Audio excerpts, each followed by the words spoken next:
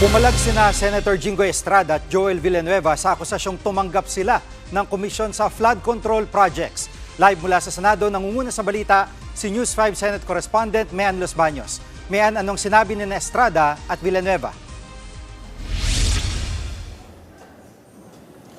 Nako, Jiggy, napamura at nagalit si Senator Jinggoy Estrada nang akusahan nga siya ni DPWH Engineer Bryce Hernandez na may kinalaman sa maanumalyang flood control projects. Itinanggi ni Senator Estrada na yung sinasabi ni Engineer Hernandez na nagbaba daw ng pondo na may halagang 355 million pesos ang Senado para nga dyan sa flood control projects na yan. Sinasabi ni Senator Jinggoy Estrada hindi siya ang nag-endorso niya at naka-line item yan sa 2025 national budget. Meron ding banta si Senator Jinggoy Estrada laban kay Engineer Hernandez na sabi niya ay pakakasuhan niya. Narito ang bahagi ng pahayag ni Senator Jinggoy Estrada. If Mr. Hernandez truly stands by his allegations, I challenge him right now to take a lie detector test with me. Let us settle this once and for all and show the public who is telling the truth. At sa hearing sa Kongreso, may picture si Senator Estrada at Engineer Alcantara na magkasama. Magkakilala ba talaga sila? Anong sabi ni Estrada dito?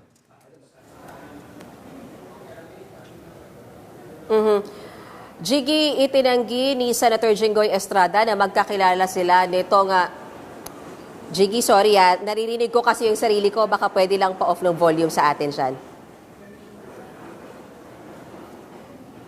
Okay, anyway, sinasabi ni Senator Jinggoy Estrada na hindi niya kakilala itong si Engineer Alcantara, bagamat meron ng pictures na magkasama sila. Sabi ni Senator Jinggoy Estrada, marami naman daw talaga ang nagpapakuha ng pictures sa kanya at hindi naman daw ibig sabihin na porket may picture sila magkasama ay kakilala niya na ito. At mayan sa panig ni Senator Joel, ano ang sinabi niya? Oo, iginiit, Jiggy, ni Senator Joel Villanueva na wala nga siyang flood control projects. At ang hinala niya, kaya daw siya nadadawit dito sa issue na ito ay dahil may hawak siyang affidavit ng ilang engineers galing sa DPWH na balak daw sana niyang isiwalat sa hearing ng Senado. Narito ang bahagi ng pahayag ni Senator Joel Villanueva. Klarong-klaro po sinong mastermind, Mr. President. Klarong-klaro po kung nasaan na si Dracula. At mismong si Dracula sinasabi, hindi naman niya gagawin ito kung walang basbas ng amo niya. Sino ba ang amo niya, Mr. President?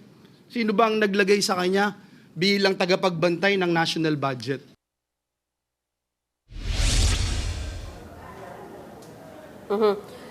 Jiggy, handa raw si Senator Jinggoy Estrada at Senator Joel Villanueva na harapin itong mga akasasyon laban sa kanya. At sabi pa nga ni Senator Jinggoy Estrada, Senator Jinggoy Estrada, ang sinasabi niya ay kukumprontahin niya talaga itong si Engineer Bryce Hernandez sa susunod na hearing ng Senado which will happen next Tuesday. Jiggy, balik sa'yo.